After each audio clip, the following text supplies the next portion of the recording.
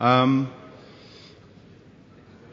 I'm going to tell a little bit about what Amit was just talking about, how to use a framework and a child theme to to create better themes, easier, and with a lot more options. So I'm a big fan of Genesis, and Genesis is a parent theme that allows us to build very nice things, and I'll show you in a bit. So again, my name is Remkus de Vries. This is you can find me on Twitter. My company name is Foresight Media, and I also have a WordPress-related blog called WP Realm. You should check it out.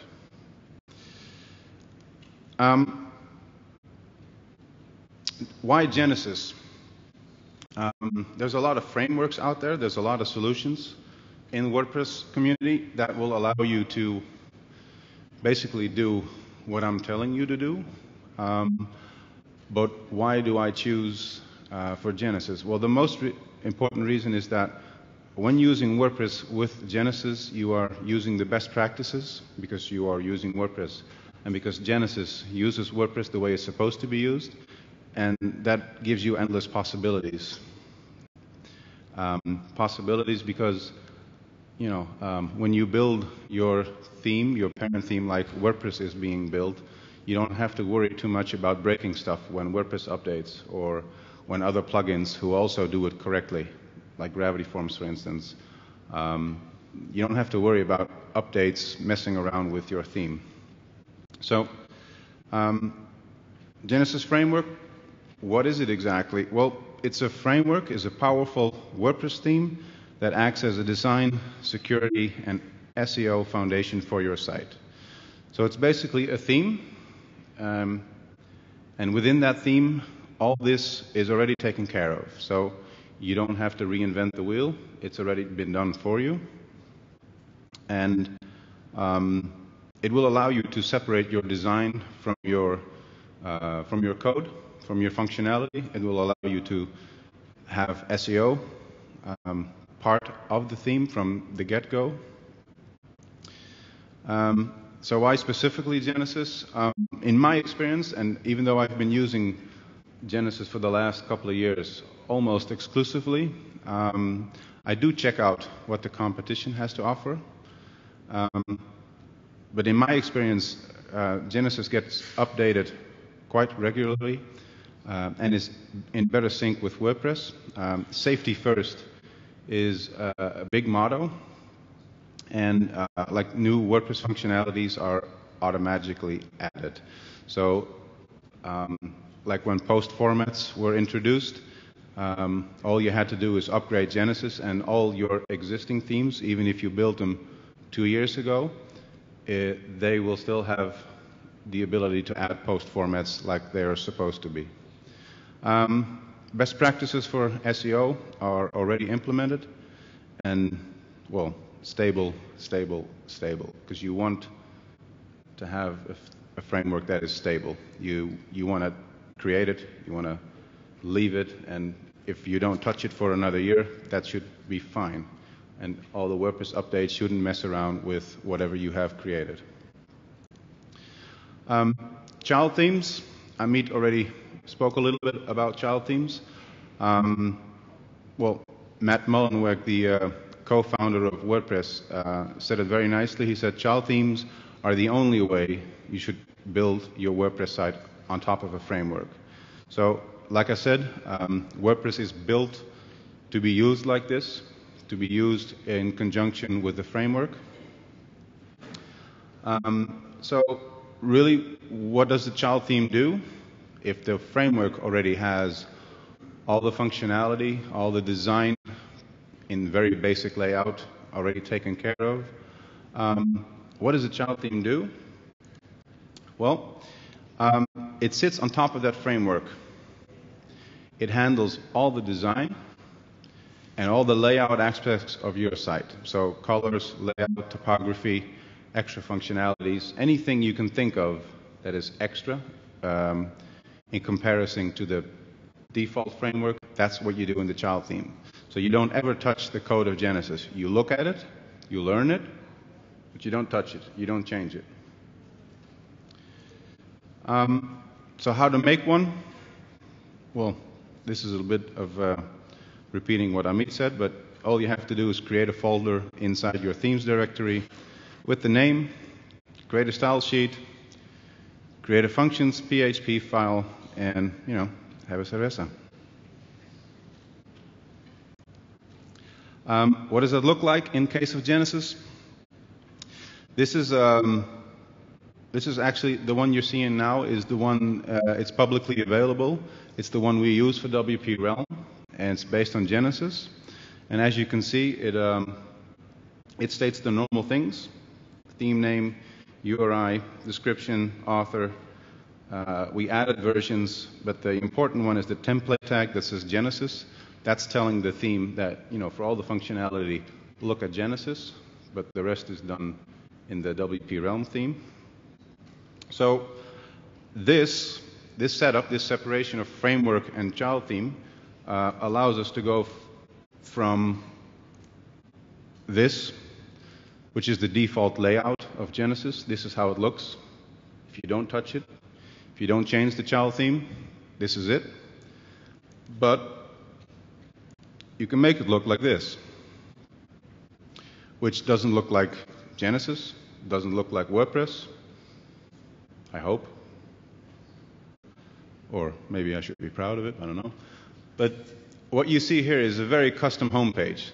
It's got nothing to do with how Genesis looks, what Genesis normally looks like. So you can make it look like this, have sliders, custom functionality.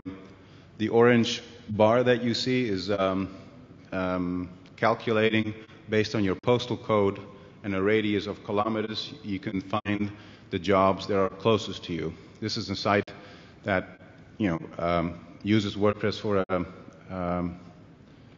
to host jobs, basically for the postal company in the Netherlands. So another example. Again, it really doesn't matter what example I show. Pretty much any design, or as far as your imagination goes, you can create a child theme of. So, how? Who here has ever created a child theme? Raise your hands, please. Ooh. Who didn't know what child themes was before today? Rafa. Rocío. Okay, so the idea behind it is that you learn whatever platform you work with. So the first thing we work with is WordPress. So how many of you look at the code, what WordPress actually does? Okay, a few hands. So how many people here are developers, are creating code? Okay. So the how is, again, it's very easy. You change the default style sheet to whatever you like. You don't import. Amit was showing a version where you import the style sheet for 2010 or 2011 it was, I think. But importing is a little bit slower. So ideally, you want to start out with the style sheet, the default style sheet of Genesis, which has everything in it, and you put it in the style sheet of the child theme itself. So from here, you just change what you need to change. If you want a different header, you want an extra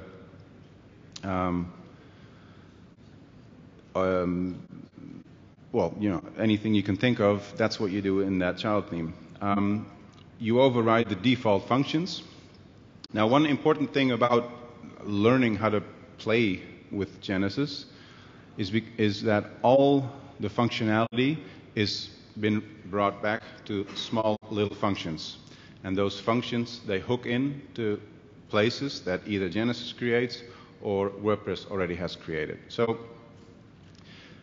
when you look at the HTML structure, or for instance this one, it's clear to see what the header is, but within the header we have a top navigation and we have the normal navigation. Now, because they are functions, I can write, I can unhook the navigation at the place that it's currently at, which is Genesis after header. And if I want to have it on top, I change that to Genesis before header. And that's 2 lines of code, and that's the only thing you have to change. And Genesis will take care of the rest for you. So, if you look at the default layout, you'll see that when you look at the post, you'll see the sample post within threaded comments. You see below that, you see the post info, which says, it's created on September 1st, 2012 by Brian Gardner, and it has 6 comments. So what if you don't want to show how many comments there are? Or maybe you don't care about the date. Maybe you want to have a timeless thing going on. The idea is that instead of having to go to every single template file, you change the function output. So if the function output by default is post info says use the post date, post time, post author, and post comments, and you just want to show post author, then you adjust the filter in the way that you just say, okay, whenever there's a post info output, only show the post info. If you'd like to have extra functionality, like the one I showed you, with the orange search button, you would do that just the way you would do that with your normal theme. You create a library, and within that library, that's where you logically house your code. You structure it as much as possible, because that's basically keeping you sane. So what does that look like in the example of WP Realm? You see that we have on the left, you'll see WP themes, W content themes, and you have the Genesis framework sitting on top, and at the bottom you see the child theme of WP Realm. Now if you look inside the library, you'll see there's a bunch of stuff going on. We have stuff that's specifically for admin. We have custom fonts. We have HTML stuff that needs to be in there. We have JavaScripts. We have markup things. We have meta boxes. We have specific plugins that we only use for this site. And there's, in this case, 2 extra resources and sketches, which you don't normally use, but that's the way that it's set up. What this does is just create a good, solid code base and a good folder structure. So, what you need to properly work with WordPress is to learn about hooks, actions, and filters, because that is WordPress. You may not know it, but every single plugin that you activate is doing nothing more than this. It's manipulating, it's adding, or it's removing. But it does it through the hooks and the filters, and obviously the actions. So,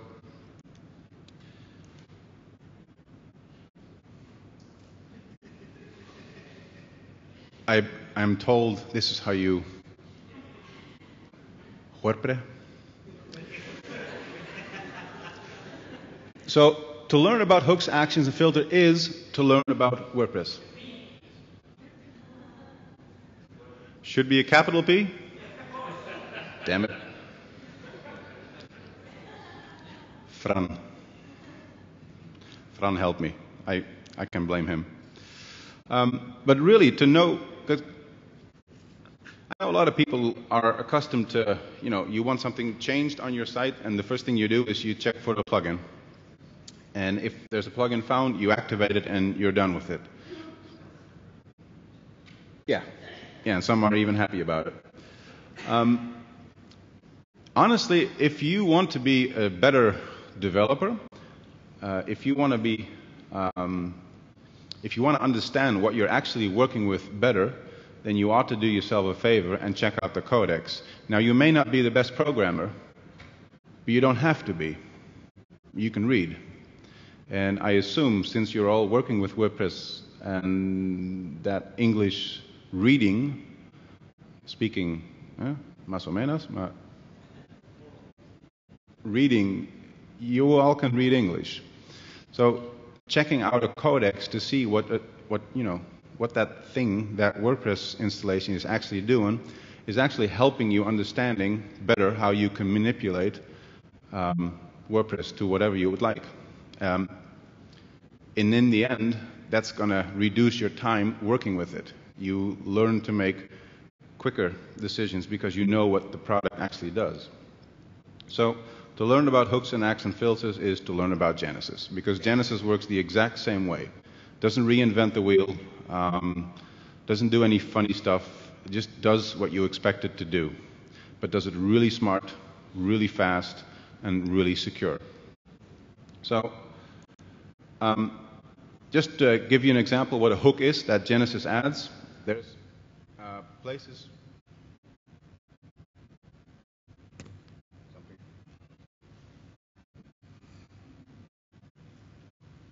I don't know what happened.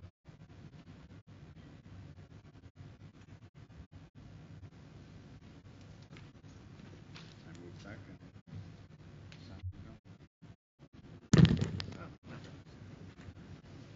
Big feed. I can't help it. You're going to give me 2? Wow. I feel special.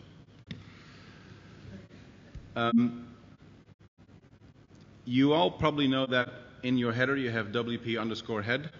That's where you add stuff like Google Analytics and better? I can't reach it. Better? Then I'm eating it. Oh, yeah.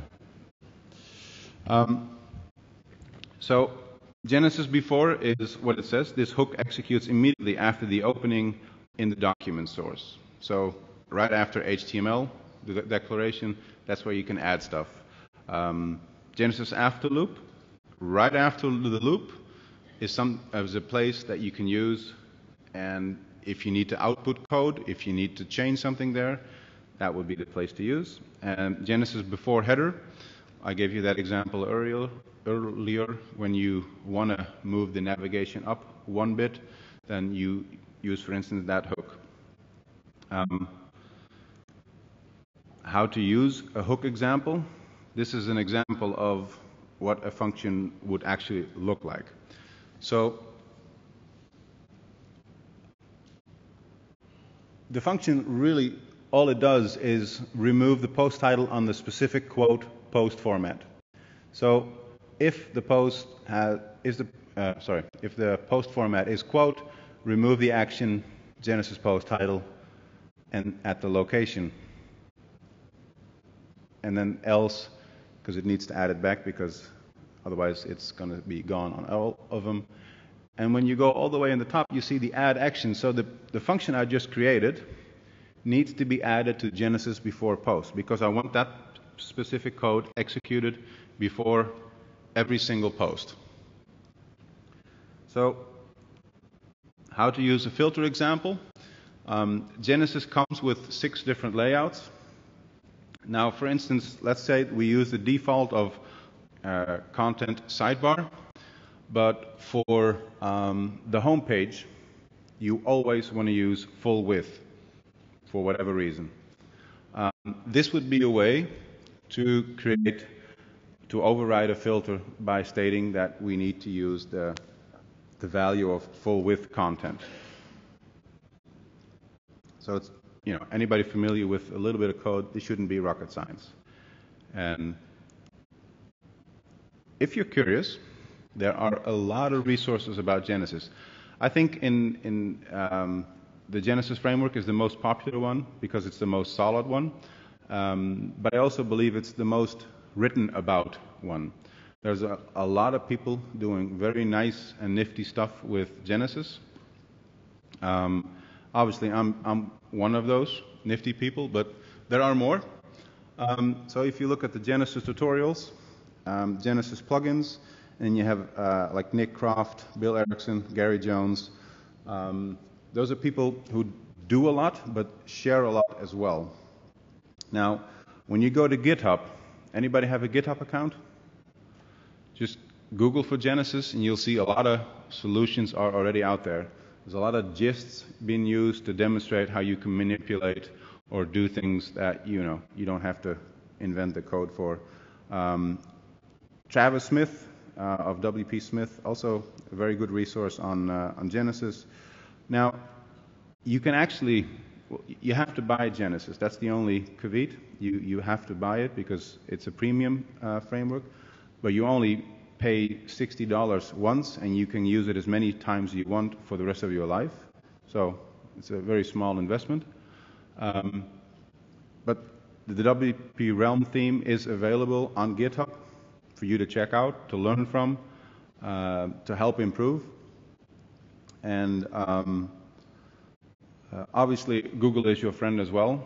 If there's anything you'd like to do or change or want to know about Genesis, you can obviously ask me, but there's a lot of room for your Google capabilities. So I've tried not to go too technical, but I'm,